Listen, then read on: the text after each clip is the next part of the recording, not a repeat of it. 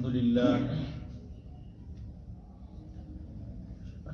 لله نحمده ونستعينه ونستغفره ونؤمن به ونتوكل عليه ونعوذ بالله من شرور أنفسنا ومن سيئات أعمالنا من يهده الله فلا مضل له ومن يضلله فلا هادي له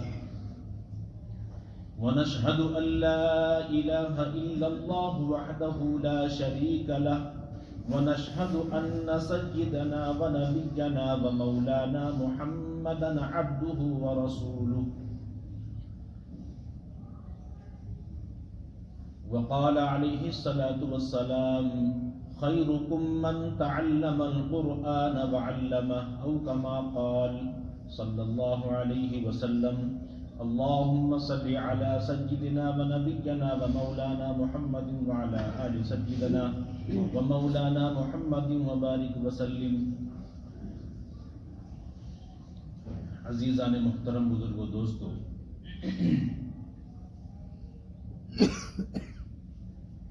گزشتہ 3 مہینوں سے تقریباً ربیع الاول کے پہلے ہی ہفتے سے ہمارا ایک مضمون چلا آ رہا ہے. سیرت النبی صلی اللہ علیہ وسلم کو ہم اپنی حیثیت کے مطابق، اپنی استطاعت کے مطابق اور اپنے ناقص علم کے مطابق بیان کر رہے تھے. تقریباً 10-11 جمعے ہو چکے ہیں ہمیں بیان کرتے کرتے. گزشتہ جمعہ حضرت مفتی صاحب تشریف لے آئے تھے، ان کا بیان ہوا، الحمدللہ بہت نفع ہوا. آج کا یہ مضمون تھوڑا سا میرا ایک امت کا غم اور دل کی ایک کڑھن اور دل کی ایک چنگاری ہے جو امت کے اندر اس وقت امت بالکل بھولی ہوئی ہے کہ ہمیں پہنچنا کیا ہے، ہمارا مقصد کیا ہے، ہم دنیا کے اندر کس مقصد کے لیے آئے ہیں.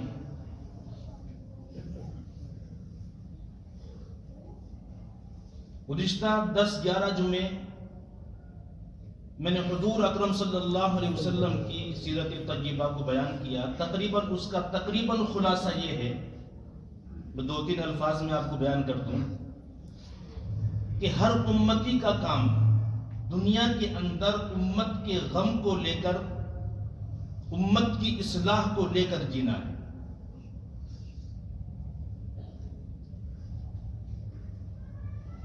نبی صلی اللہ علیہ وسلم کا مقصد اس وقت میں کیا تھا کہ کسی طرح کوئی بھی انسان کلمے سے خالی نہ رہے. آپ صلی اللہ علیہ وسلم دعوت اسلام دیتے خفیہ طریقے پر، اعلانیہ طریقے پر، اور جس کے بارے میں جو معلوم ہوتا کہ فلاں شخص فلاں سردار کلمہ پڑھنے کے لیے کہہ رہا ہے، آپ تشریف لے جاتے اور اس کو دعوت اسلام دیتے. بعض لوگ مذاق اڑانے کے لیے آپ کو بلاتے ہیں. آپ کا دل جب غمگین ہوتا تو اللہ تعالیٰ آپ کو تسلی دیتے کہ آپ کیوں غم کرتے ہو. معلوم یہ ہوتا ہے کہ اصلاح کے راستے میں تمام چیزیں آتی ہیں، تکلیفیں بھی آتی ہیں، مشکلات اور پریشانیاں بھی آتی ہیں، ستایا بھی جاتا ہے، لیکن نبی اپنے مقصد کو نہیں چھوڑتا. نبی کا مقصد صرف یہی ہوتا ہے کہ میری امت کیسے مصلح بن جائے، صحیح راستے پر آ جائے. اب اس کے لیے تزکیہ نفس، اصول و آداب اپنی امتوں کو نبیوں نے سکھائے ہیں. لیکن نبی آخر الزمان صلی اللہ علیہ وسلم کے صدقہ ان کے وسیلے میں، کیونکہ آپ خاتم النبیین ہیں، آپ کے بعد کوئی نبی نہیں آنے والا ہے، تمام امت کی اصلاح کی ذمہ داری تمام امتوں پر ہے، ہر امتی پر ہے. ہر امتی کی اصلاح کی ذمہ داری ہر امتی پر ہے، اور اپنی اصلاح کی ذمہ داری بھی اپنے اوپر ہے. یہ اصلاح ہوگی کیسے؟ آپ بارہا قرآن کریم کے اندر، کتابوں کے اندر، حدیثوں میں سنتے ہیں، بعضوں میں سنتے ہیں کہ عزت تو صرف اللہ کے لیے ہے، اللہ کے رسول کے لیے ہے اور مومنین کے لیے ہے. اور فرمایا کہ دنیا کی بادشاہت، دنیا کا اقتدار، دنیا کا اپنے ہاتھ پہ رہنا، یہ بھی ایمان والوں کے ہاتھ میں ہے.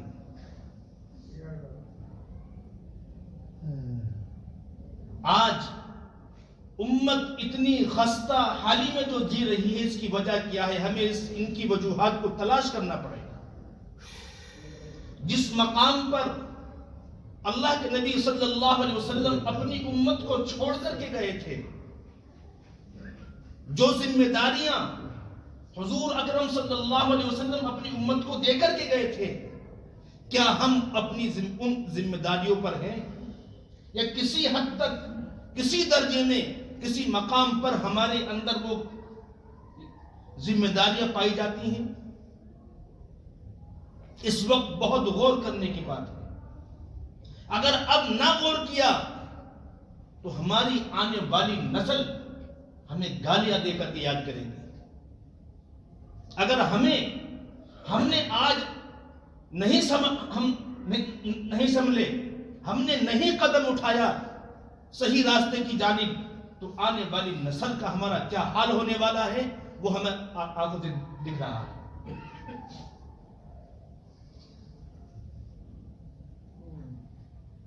ہمیں غور کرنا پڑے گا آخر وجوہات کیا رہی ہیں. میرے نزدیک جہاں تک میں نے غور کیا ہے، اس پسماندہ حالت کی ذمہ داری ہمارے اوپر ہے، اور وہ ذمہ داری یہ ہے کہ ہم تعلیم سے دور ہو گئے. ہم تعلیم سے دور ہو گئے. نہ دینی تعلیم ہے، نہ دنیاوی تعلیم ہے. جن بچوں کو ہم اسکول اور کالج بھیجتے ہیں، ہمارا مقصد یہ نہیں ہوتا کہ میرا بچہ ترقی کرے گا. ہمارا مقصد یہ ہوتا ہے کہ میرا نام یہ ہو کہ میرا بچہ فلاں اسکول میں پڑھتا ہے، اس کی فیس زیادہ ہے. میں یہ کچھ جائزہ اور کچھ اندازہ لگا کر کہہ رہا ہوں، لوگوں سے معلوم کر کے کہہ رہا ہوں، ایسے نہیں. ہمارا مقصد یہ نہیں ہوتا کہ میرا بچہ کسی مقام پر پہنچے، کامیابی تک پہنچے. ہمارا مقصد یہ ہوتا ہے کہ میرا معاشرے میں، گلی میں، محلے میں، رشتہ داروں میں میرا یہ نام ہو جائے کہ میرا بچہ فلاں اسکول میں پڑھتا ہے جس کی فیس اتنی ہے.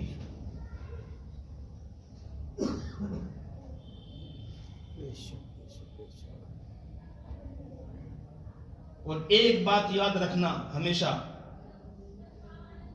علم والا ہی سردار ہوا کرتا ہے. چاہے وہ کسی بھی مذہب کا ہو، کسی بھی طبقے کا ہو، دنیا کے کسی بھی خطے کا رہنے والا ہو، علم والا ہی سردار ہوا کرتا ہے. یہ بھول جانا، دنیا کا دستور یہ رہا ہے کہ ایمان الگ چیز ہے، لیکن دنیا کے اندر دنیا کے اصولوں کو اپنانا بھی ضروری اور فرض ہے. ایک دور تھا جب تعلیم اکٹھا تھی. کالجوں اور یونیورسٹیوں میں اگر ایک طرف دنیاوی تعلیم ہے تو دوسری طرف دینی تعلیم بھی موجود تھی.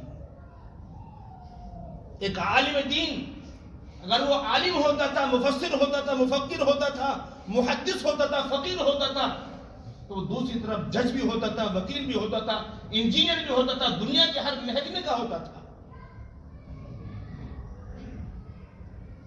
ایک عالم اگر ایک طرف دین کی دعوت امت کو علم سکھا رہا ہے تو دوسری طرف اصول اور آداب اور انصاف کرنا بھی سکھا رہا ہے.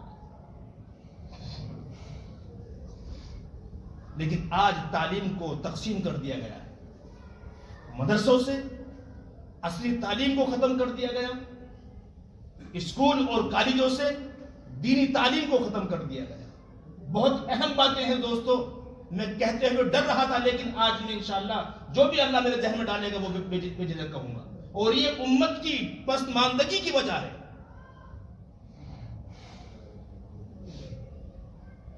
جب تک مدرسوں اور کالجوں میں دونوں تعلیم تھی، ایک انگریزی پڑھنے والا، ایک انجینئر، ایک وکیل، اس کے اندر امانت داری بھی تھی، دیانتداری بھی تھی، اس کے اندر انصاف پرست بھی تھا وہ.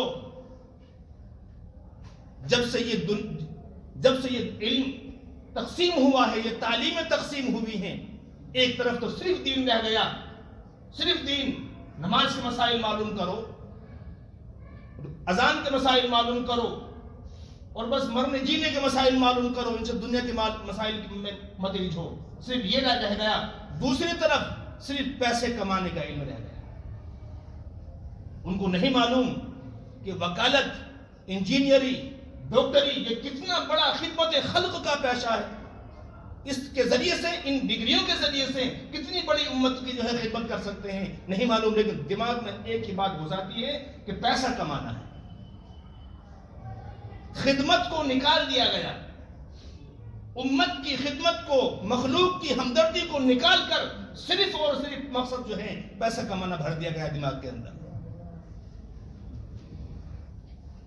تو ظاہر سی بات ہے جب دونوں لوگ ٹکرائیں گے تو آپس میں انتشار ہوگا. دنیا والوں کو دین سمجھ میں نہیں آئے گا اور دین والوں کو دنیا سمجھ میں نہیں آئے گی. لیکن جب یہ دونوں چیزیں اکٹھی ہو کر دین اور دنیا حاصل کی جائیں گی تو ادھر جہاں پر نماز اور تہجد پڑھنا سکھایا جاتا ہے، دوسری طرف انصاف اور عدل بھی سکھایا جائے گا. ایک جج اور وکیل اور فلاسفہ اور بڑے سے بڑا تعلیم یافتہ آدمی اگر وہ کرسی پر بیٹھا ہوا ہے تو اپنی قلم چلانے سے پہلے 10 بار سوچے گا کہ اس قلم کے اٹھنے سے پہلے کوئی اور قلم والا بھی بیٹھا ہو. میں جو دنیا کے لالچ میں آ کر یا کسی دباؤ میں آ کر میں جو غلط فیصلہ کرنے جا رہا ہوں، کسی کی زندگی کا، کسی کی موت کا فیصلہ کرنے جا رہا ہوں، اس قلم کے اٹھنے سے پہلے کوئی اور بھی ہے جو اس قلم کو دیکھ رہا ہے اور مرنے کے بعد جو ہے مجھے اس کا حساب دینا ہے.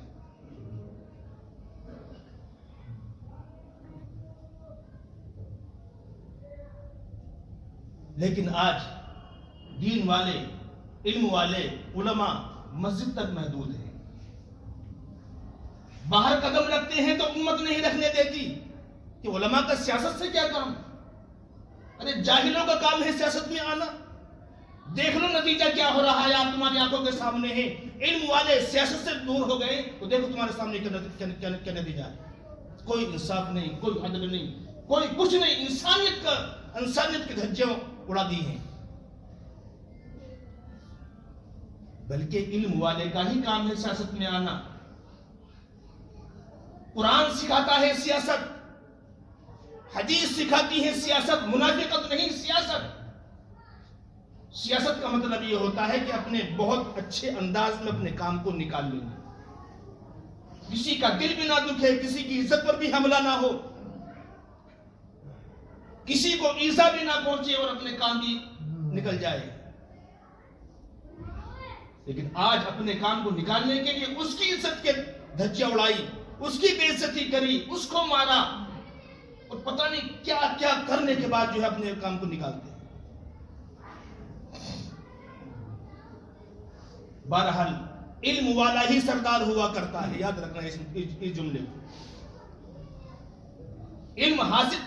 ایک بات اور یاد رکھ لو، تم ہر انسان، ہر دنیا کا ہر مسلمان ارب پتی بن جائے، ذہن سے نکال دینا کہ ہم کامیاب ہیں.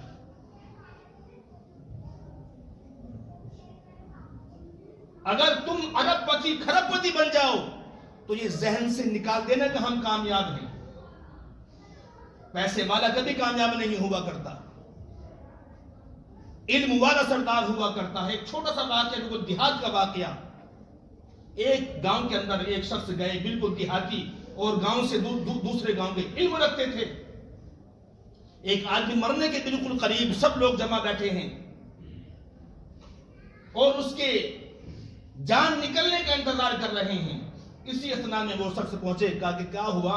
کہا کہ بیمار ہیں، کوئی دوا بہت تلاش کی لیکن نہیں ملی. انہوں نے ان کے ہاتھ کو دیکھا، جانچا، کہا کہ فلاں چیز لاؤ. جنگل سے فلاں بوٹی، فلاں گھاس منگوائی، ان کو کھلایا. 5-10 منٹ کے بعد میں وہ صحیح ہو گئے.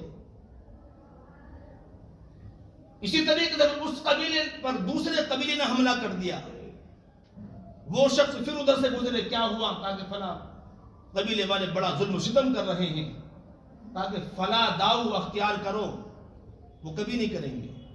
وہ داؤ ان کو بتلایا، وہ چلے گئے، کبھی انہوں نے جو ہے وہ حملہ نہیں کیا۔ کہا کہ بھائی ہمارے سردار تو اب آپ ہی رہیں گے، کیوں؟ کیونکہ آپ جانتے ہیں ہر چیز کو۔ حالانکہ بالکل سیدھا سا واقعہ ہے، لیکن ان لوگوں نے اس شخص کو، دیہاتی کو اور بالکل جنگل میں رہنے والے کو اپنا سردار بنایا ہے، اس لیے کہ وہ جانتے تھے۔ تو علم والا ہی سردار ہوا کرتا ہے۔ جب تک علم نہیں ہوگا، اور میں یہ نہیں کہتا کہ دنیا مت پڑھاؤ، دنیا کا علم اس وقت میں بہت ضروری ہے۔ اپنے دین پر رہتے ہوئے، دین کے احکامات کو پورا کرتے ہوئے، دنیا کا علم اس وقت میں فرض عین ہے۔ اگر کچھ کرنا چاہتے ہو تو آپ سب ذمہ دار ہیں، محلے کے لوگ سب ذمہ دار ہیں۔ اللہ کے واسطے آنے والی نسل کے لیے سوچو۔ اب اگر محنت کرو گے تو اب سے 20-25 سال کے بعد میں جو ہے نتائج سامنے آئیں گے۔ 25 سال کے بعد، اب سے اگر محنت کرو گے تو 25 سال کے بعد نتائج سامنے آئیں گے۔ اور محنت کیسے کرنا ہے؟ بے لالچ،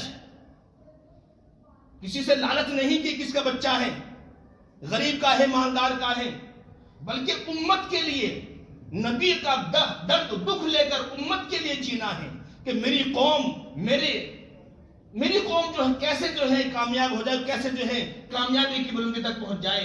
آج کے جو بچے جن کی عمر تقریباً 4 سال 5 سال کی ہیں، ان کے اندر کیسی کیسی گندی عادات موجود ہیں، ہماری تربیت نہ کرنے کی وجہ سے اور ایک ماحول کی وجہ سے ہم سوچ بھی نہیں سکتے۔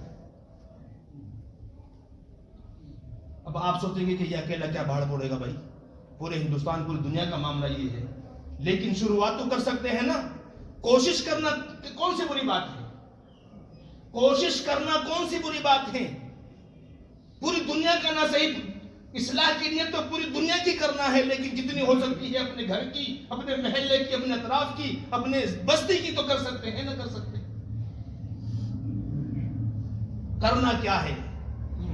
آپ سب حضرات ذمہ دار ہیں، اس کے لیے مشورہ کرو، غور فکر کرو کہ ہم کیسے اپنے بچوں کی اچھی سے اچھی تعلیم کریں، اور خصوصاً ابتدائی تعلیم، پہلی کلاس سے لے کر 5ویں کلاس یا 8ویں کلاس سے 10ویں کلاس تک کیسے یہ تعلیم، ہماری دینی اور دنیاوی تعلیم اکٹھا حاصل ہو،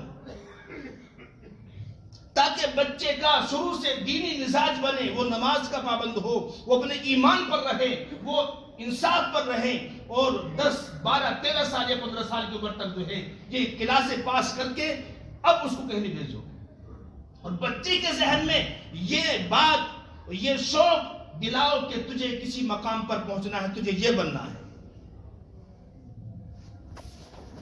لیکن آج ہمارا خود مقصد کچھ نہیں ہے کہ کیا بننا ہے، ہمیں اپنے بچوں کو کیا بنانا ہے۔ میں نے کہا نا کہ جہاں پر زیادہ فیس دی جاتی ہے وہاں پر ہم اپنے بچوں کو بھیجتے ہیں صرف اس نیت سے کہ میرا بچہ جو ہے اس اسکول میں ہے، بس وہاں کیا ہے، وہاں تھوڑا زیادہ ننگا پن ہے، جہاں کم فیس دی جاتی ہے وہاں تھوڑا کم ننگا پن ہے، اتنے تو فرق۔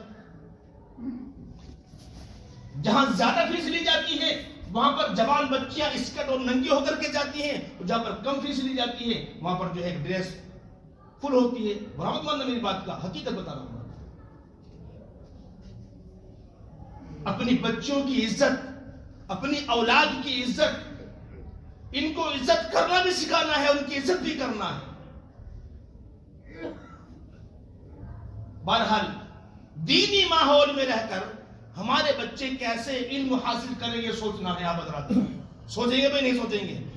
محلے کی، علاقے کی کمیٹی بناؤ گے جس میں تعلیم یافتہ لوگ ہوں، سنجیدہ لوگ ہوں، جو اچھے تعلیم سے محبت کرنے والے لوگ ہوں، اور وہ پھر شروع بچوں کم سے کم ہم ابتدائی کا 5ویں کلاس پہلی کلاس سے لے کر 5ویں کلاس تک وہاں پر جو ہے قرآن کریم بھی سکھایا جاتا ہو، سائنس بھی سکھایا جاتا ہو، کمپیوٹر بھی سکھایا جاتا ہو.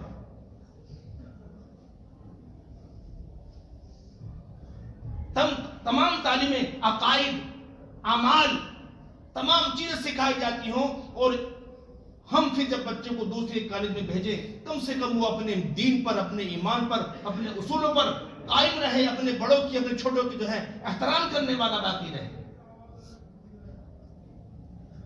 اللہ سبحانہ و تعالیٰ نے آپ حضرات کو اتنی بڑی نعمتیں رکھی ہیں، اس سے فائدہ اٹھاؤ. نعمت کیا ہے؟ اتنی بڑی جگہ پر جو ہے، اتنی بڑی مسجد آپ کے پاس ہے، اتنی بڑی جگہ آپ کے پاس ہے، لیکن آپ نے اب تک جو ہے اس سے فائدہ اٹھانے کے لیے بالکل نہیں سوچا. ہم ڈرتے ہیں قوم کی چیز ہے، کام بھی تو قوم کے امت کے لیے ہو رہا ہے. قوم کی چیز ہے، برا مانیں گے لوگ. ہم ذرا سی شکایتوں کو نہیں، اپنے اعتراض اور تنقید کے نظریے کو جو ہم پیش کرتے ہیں، لیکن ہم نہیں سوچتے تو اپنے بچوں کے مستقبل کے بارے میں نہیں سوچتے.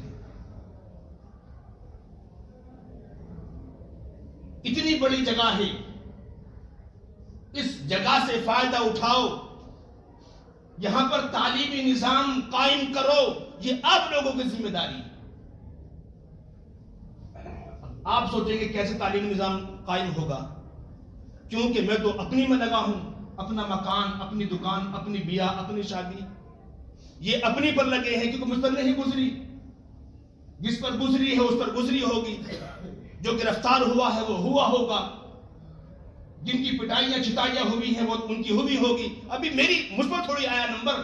جب میرا نمبر آئے گا اور میں سوچوں گا کہ کاش میری امت، میری قوم کاش پڑھی لکھی ہوتی، میری قوم کاش سنجیدہ ہوتی، اس میں انجینئر ہوتے، اس میں وکیل ہوتے، اس میں جج ہوتے، اور اس میری قوم میں جو ہے ان لوگوں سے آنکھوں میں آنکھیں ڈال کر بات کرنے والے ہوتے، تب معلوم ہوگا. ابھی میں تو اپنے گھر بیٹھا ہوں، نگران سے بیٹھا ہوں، کوئی دقت نہیں آئی. ہمارے ذہنوں میں یہ سوچ ہے. میں تھوڑی پٹا ہوں، ابھی میرا گردن تھوڑی کٹی ہے، میرا بچہ تھوڑی مرا ہے. ابھی جب مرے گا کہ تب آنکھیں کھلیں گی. اللہ کے واسطے اس دن کے وہ وقت آنے سے پہلے اپنی آنکھوں کو کھولو جب تمہاری کوئی سننے والا بھی نہیں ہوگا. کتے اور بلیوں کے سے بدتر تمہاری زندگی ہوگی. اور پلان بن چکا ہے پورا، مسلط آپ لوگ جانتے ہیں. آئے دن نئی باتیں اسلام، مسلمان. میں زیادہ مذاق نہیں کرنا چاہتا اس چیز کی، لیکن مجھ سے زیادہ آپ لوگ جانتے ہیں اس چیز کو کہ آنے والا وقت، اور وہ زیادہ وقت نہیں ہے، بہت کم وقت ہے آنے میں. آنے والا وقت ہمارے لیے بہت خطرناک ہے. جو پلاننگ، انٹرنیشنل پلاننگ جو بنی ہوئی ہے اس کو آپ پڑھیے. لیکن جو ہوگا اللہ بہتر کرے گا. ہماری جو ذمہ داریاں ہیں ہم ان پر قائم ہو جائیں. ہم اپنے بچوں کو بہتر سے بہتر تعلیم دیں. خیرکم من تعلم القرآن وعلمہ. سب سے بہتر انسان وہ ہے جو قرآن کو پڑھاتے ہیں اور پڑھتے ہیں. اب اس کا مطلب یہ نہیں کہ بس وہی بہتر ہیں. حدیث کو سمجھنا، میری بات کو سمجھنا. تم میں بہتر وہ لوگ ہیں جو قرآن کو پڑھتے ہیں اور پڑھاتے ہیں. اب یہ نہیں کہ وہ جو قرآن کو پڑھتے نہیں اور پڑھاتے نہیں، جو دنیاوی تعلیم میں دوسری تعلیموں میں لگے ہیں وہ بدتر ہیں. نہیں، ایک فضیلت ہوتی ہے، ایک مقام ہوتا ہے. ایک عالم ہے اور ایک وکیل اور جج ہے. دونوں اپنا کام کر رہے ہیں انصاف کے ساتھ، صحیح اصولوں کے ساتھ، اللہ کے خوف کے ساتھ، تقوی کے ساتھ. تو میں سمجھتا ہوں کہ دونوں برابر ہیں. لائن الگ ہے. اس کا کام قرآن پڑھانا ہے اور اس کا کام انصاف کے ساتھ اپنے قوم کے لیے جو ہے انصاف قائم کرنا ہے. لیکن قرآن کا مقام اونچا ہے، اللہ کا کلام ہے. اب اس میں جو آدمی لگا ہوا ہے فضیلت کے اعتبار سے بہتر ہے. تو اپنے بچوں کو بہتر سے بہتر تعلیم. اس وقت دنیا کے اندر جو ہے انگلش بہت زوروں پر ہے. ہر گھر میں انگلش بولا جاتا ہے. ہر گھر میں جو ہے انگلش کو بولنا بڑا فخر سمجھا جاتا ہے. مسلمانوں میں اگر کوئی آدمی یہاں آ جائے وہ انگلش بولنے لگے تو سب لوگ اکٹھے ہو کر کے جو ہے وہ ایک تماشا بناتے ہیں، دیکھو انگلش بول رہا ہے. عربی قرآن اس کا شغف اور اس کی رغبت بالکل ختم ہو گئی. کوئی آدمی عربی بولنے والا ہو تو اس سے بھاگ جاتے ہیں لوگ، پتہ نہیں کیا کر رہا ہے. کوئی انگلش والا ہو تو ابھی بھیڑ لگ جائے گی کہ دیکھو انگلش کتنی اچھی بول رہا ہے. بہرحال اس وقت میں ضرورت بھی ہے اپنے بچوں کو سکھاؤ، بہتر سے بہتر تعلیم حاصل کراؤ. اور میں ان بچوں سے بھی کہہ رہا ہوں جو بچے اسکولوں میں، کالجوں میں، مدرسوں میں پڑھ رہے ہیں، اللہ کا واسطہ دے کر کہہ رہا ہوں کہ اپنے ذہن میں پڑھنا صرف پڑھنا گھسا لو کہ ہمیں کسی مقام پر پہنچنا ہے، ہمیں دنیا کی آنکھوں میں آنکھیں ڈال کر جو ہے بات کرنا ہے. سب سے تقویٰ اور اللہ کا خوف دماغ میں رہے، باقی دنیا سے ڈرنا بالکل ختم کر کے جو ہے اپنے کام میں لگ جاؤ. ورنہ کیا ہے دنیا کے اندر ذلیل ہوتے ہم پھر رہے ہیں، بے عزتی ہماری ہو رہی ہے. اب آنے والی نسلوں کی کندھوں پر ہے اپنے بزرگوں کی جو ہے عزت بچانا.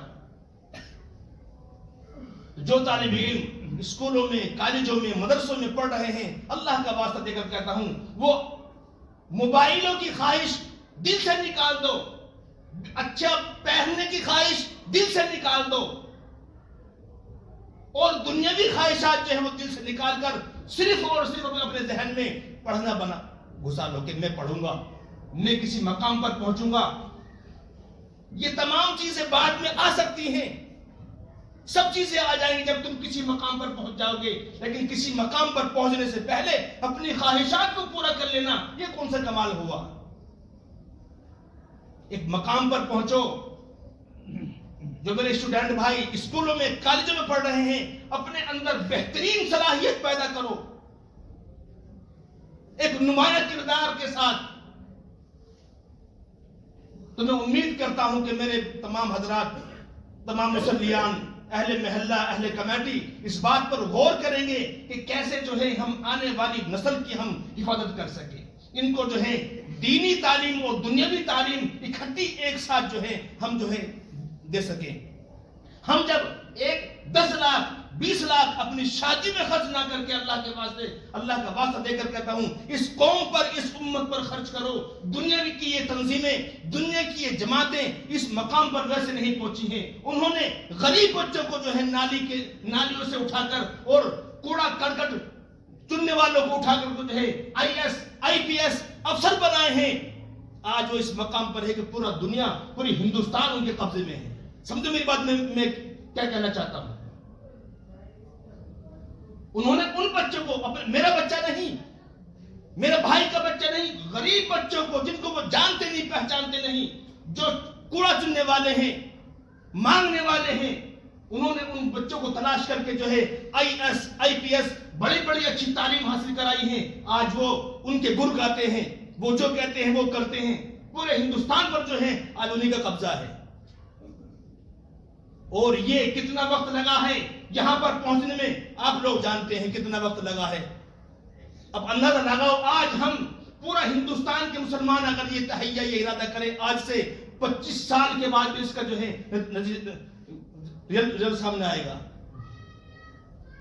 بہرحال کوشش کرنا ہمارا کام ہے اور اس میں کامیابی دینا اللہ کا کام ہے. ہم تو انشاءاللہ کوشش کریں گے اور اپنے گھر کا خرچہ کم سے کم کریں گے. اپنے بچوں سے بھی میں کہوں گا، مائیں بہنوں بیٹیوں سے بھی کہوں گا، کم سے کم خرچ کریں، کم سے کم گزارا کریں. اپنے تعلیم میں، اپنے بچوں کی تعلیم میں اس پیسے کو خرچ کریں. قوم کی تعلیم میں، قوم کے بچوں پر وہ پیسہ خرچ کریں. اللہ تعالیٰ حسن عمل کی توفیق عطا فرمائے. وآخر دعوانا الحمدللہ.